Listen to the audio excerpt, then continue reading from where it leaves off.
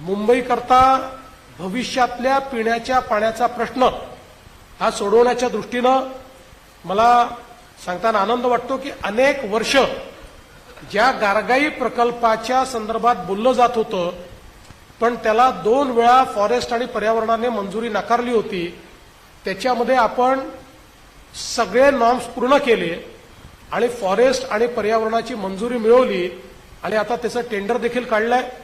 त्यामुळे हा प्रकल्प असा आहे, सगळ्यात कमी खर्चाचा आहे, ग्रेडियंटनी पाणी येणार आहे, सगळ्यात जवळचा प्रकल्प आहे।